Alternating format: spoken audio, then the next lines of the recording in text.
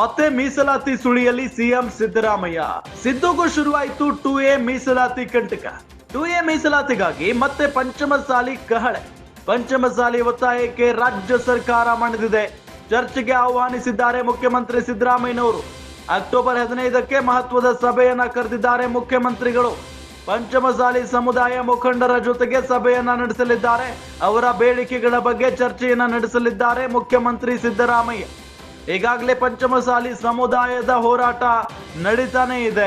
ಪಂಚಮಸಾಲಿ ವಕೀಲರ ಪರಿಷತ್ನಿಂದ ಹೋರಾಟವೂ ಕೂಡ ನಡೀತಾ ಇದೆ. ವಕೀಲರ ಹೋರಾಟದ ಬೆನ್ನಲ್ಲೇ ಸಭೆಯನ್ನ ಕರೆದಿದ್ದಾರೆ ಮುಖ್ಯಮಂತ್ರಿಗಳು. ಸಿಎಂ ಜೊತೆಗಿನ ಚರ್ಚೆ ಬಳಿಕ ಮುಂದಿನ ಹೋರಾಟ ನಡೆಯಲಿದೆ.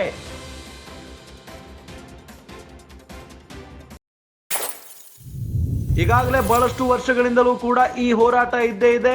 ಮೊದಲು ಕಾಂಗ್ರೆಸ್ ಸರ್ಕಾರ ಇತ್ತು, ಅದಾದ ನಂತರ ಬಿಜೆಪಿ ಬಂತು, ಅದಾದ ನಂತರ ಮತ್ತೆ ಕಾಂಗ್ರೆಸ್ ಬಂದಿದೆ.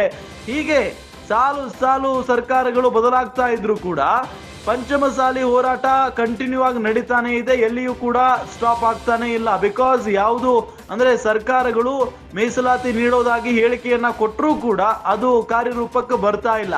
ಹಾಗಾಗಿನೇ ಈಗ ಮತ್ತೆ ಮೀಸಲಾತಿ ಸುಳಿಯಲ್ಲಿ ಸಿಎಂ ಸಿದ್ದರಾಮಯ್ಯನವರು ಸಿಕ್ಕಾಕೊಂಡಿದ್ದಾರೆ. ಮತ್ತೆ 2A ಮೀಸಲಾತಿಗಾಗಿ ಪಂಚಮಸಾಲಿ ಸಮುದಾಯ ಕಹಳೆಯನ್ನ ಮೊಳಗಿಸ್ತಾ ಇದೆ. ಪಂಚಮಸಾಲಿ ಒತ್ತಾಯಕ್ಕೆ ರಾಜ್ಯ ಸರ್ಕಾರ ಈಗ ಮಣಿದಂತೆ ಕಾಣಿಸ್ತಾ ಇದೆ. ಚರ್ಚೆಗೆ ಬನ್ನಿ ಅಂತ ಹೇಳಿ ಮುಖ್ಯಮಂತ್ರಿಗಳ ಆಹ್ವಾನವನ್ನ ನೀಡಿದ್ದಾರೆ. ಅಕ್ಟೋಬರ್ 15ಕ್ಕೆ ಮಹತ್ವದ ಸಭೆ ಇದೆ. ಆ ಸಂದರ್ಭದಲ್ಲಿ ಏನೆಲ್ಲ ಚರ್ಚೆ ಆಗುತ್ತೆ, ನಿರ್ಧಾರ ಆಗುತ್ತೆ, ಕಾದ್ ನೋಡ್ಬೇಕಾಗಿದೆ.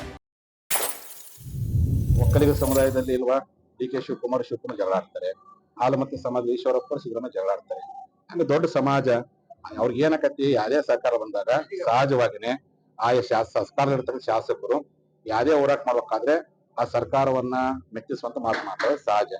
ಅದು ಎಲ್ಲಾ ಕಡೆ ಇದ್ದಿದ್ದೆ. ನಮಗೆ ಅವ್ರ ಜಗಳಗಳನ್ನ ಬಗೆಹರಿಸೋದನ್ನ ಮುಂದಿನ ದಿನಗಳು ಅವೆಲ್ಲ ಮಾಡ್ತೇವೆ. ಅದು ವೈಯಕ್ತಿಕವಾದಂತ ಜಗಳ.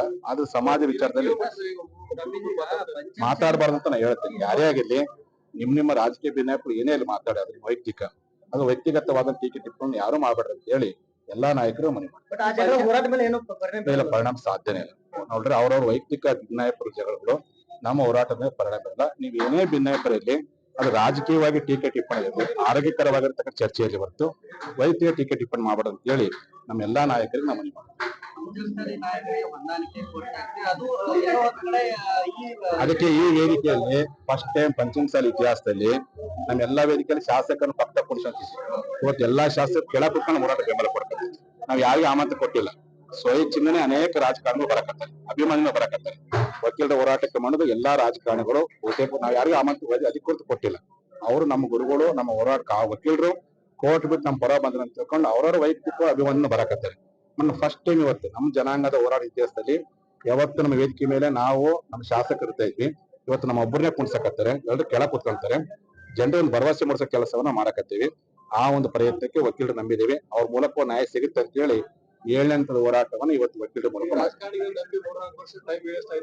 ಹೌದು. ಏನ್ ಮಾಡ್ತೀರಿ, ನಮ್ ಜನ ಅವ್ರು ನಂಬಿದ್ರು, ನಾನು ಅವ್ರು ನಂಬಿದ್ದೆ. ಈಗ ಪರಿಸ್ಥಿತಿ ಬೇರೆ ಐತಿ. ಮತ್ತ ಅವ್ರು ಏನಂತಾರೆ, ನಾವು ಹೇಳಕತ್ತೀವಿ ಸ್ವಾಮೀಜಿ ಅಂತ ಅವ್ರು ಅಂತಾರೆ. ಇನ್ನು ಅವ್ರಿಗೆ ಎಷ್ಟಂತ ಹೇಳ್ಸಾಕ ವಕೀಲ. ಮತ್ ನಾನಂತೂ ಹೋರಾಟವನ್ನ ಯಾವ ಕಾರಣಕ್ಕೂ ಇವ್ರು ಏನೇ ಟೀಕೆ ಟಿಪ್ಪಣಿ ಏನೇ ಮಾಡಿ ನಮ್ಮ ಹೋರಾಟ ಪ್ರಾಮಾಣಿಕ ಹೋರಾಟವನ್ನು ಮುಂದುವರಿಸ್ತೀವಿ. ಇಲ್ಲಿ ಸಮಯ ಮುಗಿದ ಕೆಲ ನಿರ್ಣಯಗಳು ಮಾಡ್ತೀವಿ. ಅಷ್ಟೊಳಗೆ ಮುಖ್ಯಮಂತ್ರಿಗಳು ದಿನಾಂಕ ಘೋಷಣೆ ಮಾಡಿದಾಗುತ್ತೆ. ಚೆನ್ನಮ್ಮ ಸರ್ಕಲ್ ಹೋಗಿ ನಾವೊಂದು 30 ನಿಮಿಷ ಧರಣಿ ಮಾಡ್ತೀವಿ. ಈ ಮಾತನ್ನ ಇಚ್ಛೆ ಪಡ್ತೀನಿ, ಶಾಂತ ರೀತಿಯಿಂದ ಮಾಡ್ತೀವಿ. ಹಾಗಾಗಿ ಎಲ್ಲ ನಿರ್ಣಯಗಳನ್ನ